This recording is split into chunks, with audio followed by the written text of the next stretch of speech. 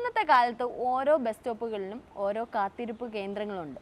പണ്ട് കാലങ്ങളിൽ ഈ കാത്തിരിപ്പ് കേന്ദ്രങ്ങളെ പറയുന്ന പേരാണ് വഴിയമ്പലങ്ങൾ. നൂറ്റാണ്ടുകൾക്ക് മുമ്പ് വഴിയാത്രക്കാരൊക്കെ ക്ഷീണം തീർത്തിരുന്നത് ഈ വഴിയമ്പലങ്ങളിൽ ഇരുന്നാണ്.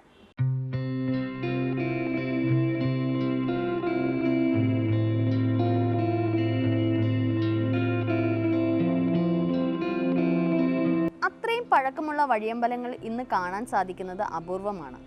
എന്നാൽ ഇന്നും പത്തനംതിട്ട ഓമല്ലൂരിൽ ഈ വഴിയമ്പലം സ്മാരകം പോലെ സംരക്ഷിക്കപ്പെടുന്നുണ്ട്.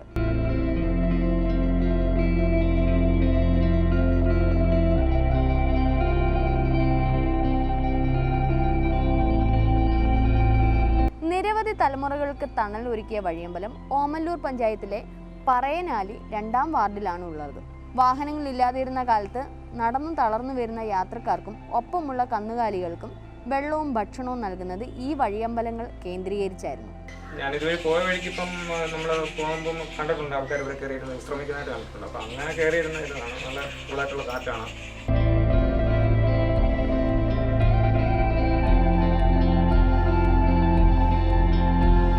കായംകുളം രാജാവിൻ്റെ കാലത്താണ് വഴിയമ്പലങ്ങൾ കൂടുതൽ വ്യാപകമാകുന്നത്. ഒറ്റക്കരിങ്കല്ലിൽ 4 കൽത്തൂണുകളിൽ തീർത്ത വഴിയമ്പലമായിരുന്നു ഓമല്ലൂരിലേത്. കൊല്ലവർഷം 1099 ഓമല്ലൂരിലെ കടുവിനാൽ കുടുംബത്തിൻ്റെ ഭാഗപത്രത്തിൽ ഈ വഴിയമ്പലം പൊതു ആവശ്യത്തിന് നൽകിയതായി പറയുന്നുണ്ട്. ഓമല്ലൂരിൽ നിന്ന് പ്രക്കാനം പോകുന്ന വഴിയാണ് ഈ വഴിയമ്പലം.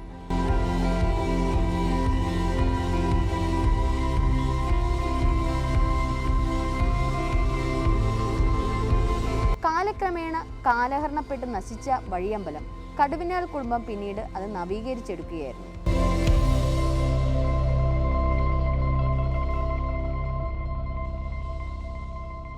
35 വർഷം മുമ്പാണ് കോൺക്രീറ്റ് കൊണ്ട് തൂണുണ്ടാക്കിയതും ടൈലിട്ട് ഇരിപ്പിടം ഒരുക്കിയതും മേൽക്കൂര ഓടിട്ട് പുനർനിർമ്മിച്ചതും. നിരവധി പേർ വൈകുന്നേരങ്ങളിൽ ഇവിടെ വന്നിരിക്കാറുണ്ട്. 2011 ഇവ വീണ്ടും നവീകരിച്ചു.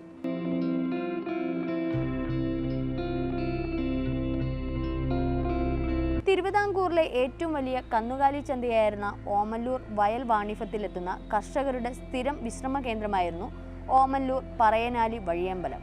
തിരുവല്ല, ഇലന്തൂർ, മുല്ലപ്പള്ളി ഭാഗങ്ങളിൽ നിന്ന് വയൽ വാണിഭത്തിന് എത്തിയിരുന്നവർ ഇവിടെ വിശ്രമിച്ചിരുന്നു. അന്ന് കടുവിനാൽ കുടുംബത്തിലെ പ്രതിനിധി ഇവിടെ എത്തുന്ന യാത്രക്കാർക്ക് മോരും കുടിവെള്ളവും നൽകിയിരുന്നു.